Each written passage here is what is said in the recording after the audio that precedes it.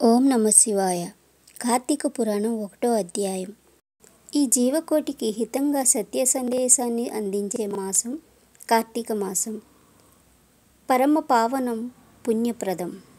శ్రీ మదకిలాండ కోటి బ్రహ్మాండనందలి ఆర్యవర్తనమందు నైమిక సారణ్యములో సౌనకాది మహామునులతో ఒక ఆశ్రమంను నిర్మించుకొని సకల పురాణములు పుణ్యచరిత్రములు వారికి వినిపించుచు సూత మహాముని కాలం గడుపుచుండెను.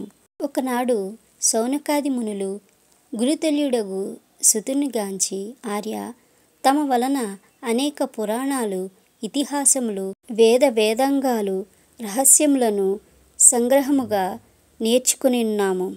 కార్తీక మాస మహత్యమును కూడా వివరించి ఫలమును తెలుపగోరుచుంటిమి గాన వ్రతమును వివరించవలసినదిగా అని కోరిరి.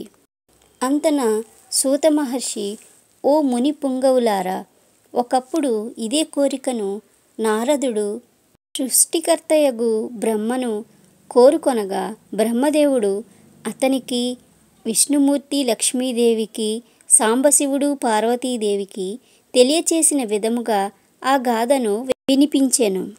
అట్టి పురాణ కథను మీకు తెలియజేయుదును.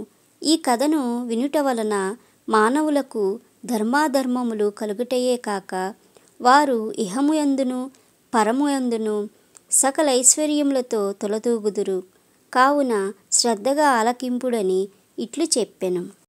పూర్వం ఒకానొక దినంబున పార్వతీ పరమేశ్వరులు గగనంబున విహరించుచుండగా, పార్వతీదేవి, ప్రాణేశ్వర, సకల ఐశ్వర్యములు కలుగుచేయునట్టిది సకల మానవులు వర్ణభేదములు లేక ఆచరించదగినది, శాస్త్ర సమ్మతమైనది, సూర్యచంద్రులున్నంత వరకు ఆచరింపబడేది వివరింపుడు అని కోరెను.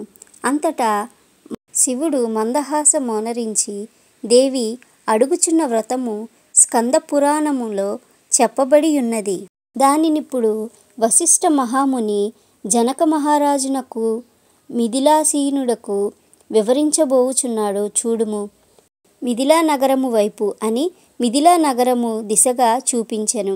అట మిథిలా నగరంలో వశిష్ఠుని రాకను జనకుడు సంతసించి ఆజ్ఞపాద్యములతో సత్కరించి కాళ్ళు కడిగి ఆ జలమును శిరస్సుపై జల్లుకొని, మహాయోగి, మునివర్య, తమ రాక వల్ల నేను, నా శరీరము, నా దేశపు ప్రజలు పవిత్రమైతిమి.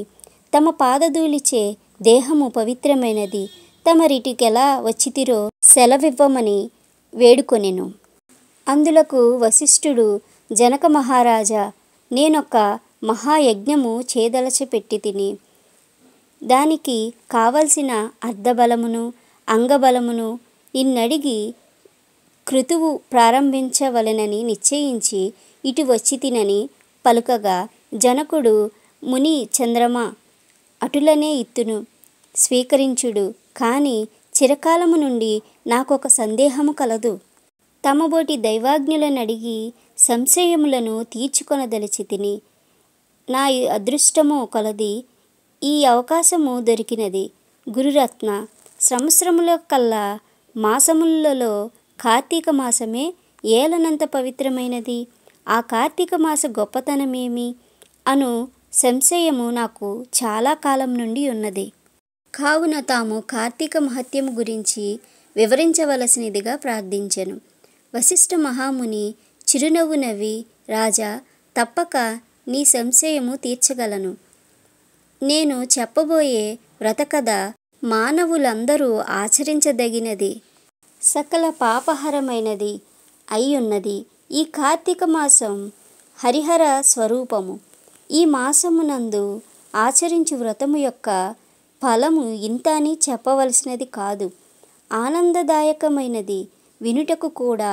అంతేకాక వినినంత మాత్రమునే ఎట్టి నరకబాధలు లేక ఇహమందును పరమందును సౌఖ్యమును పొందగలదురు.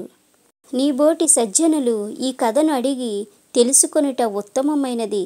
శ్రద్ధగా ఆలకింపమని ఇట్లు చెప్పసాగెను. వశిష్ఠుడు కార్తీక వ్రత విధానము తెలుపుట. ఓ మిథిలేశ్వర, జనక మహారాజా, ఏ మానవుడైనను ఏ వయసువాడైనను ఏ భేదము లేక కార్తీక మాసంలో సూర్యభగవానుడు తులారాశి యందుండగా వేకువజామున లేచి కాలకృత్యములు తీర్చుకొని స్నానమాచరించి దాన ధర్మములు చేసినచో దాని వలన అగణిత పుణ్యము కలుగును. బొట్లు చేయుచు శివలింగార్చన కార్తీక మాసమున ప్రారంభం నుండి ఇట్లు చేయుచు శివలింగార్చన విష్ణు సహస్రనామార్చన ఆచరించుచుండవలెను. ముందుగా కార్తీక మాసమునకు ఆదిదేవతయగు దామోదరుణ్ణి నమస్కరించి, ఓ దామోదర, నేను చేయు కార్తీక వ్రతమునకు ఎట్టి ఆటంకములు రానియ్యకు, నన్ను కాపాడుము అని ధ్యానించి వ్రతము ప్రారంభించవలెను. కార్తీక స్నాన విధానము. ఓ రాజా, ఈ వ్రతము ఆచరించు దినములలో సూర్యోదయమునకు పూర్వమే లేచి కాలకృత్యములు స్నానమాచరించిన మనకు దగ్గరలో ఉన్న నది వద్దకు పోయి శ్రీమన్నారాయణునకు, పరమేశ్వరునకు, భైరవునకు నమస్కరించి సంకల్పము చెప్పుకొని మరలా నీట మునిగి సూర్యభగవానునకు ఆద్యము సమర్పించి పితృదేవతలకు క్రమప్రకారంగా తర్పణములను ఆచరించి గట్టిపై 3 దోసిళ్ల నీళ్లను పోయవలెను. ఈ కార్తీక మాసంలో పుణ్యనదులైన గంగా, గోదావరి, కృష్ణ, కావేరి, తుంగభద్ర, యమున మున్నగు నదులలో ఏ ఒక్క నదిలోనైనా స్నానమాచరించిన ఎడల గొప్ప ఫలము కలుగును.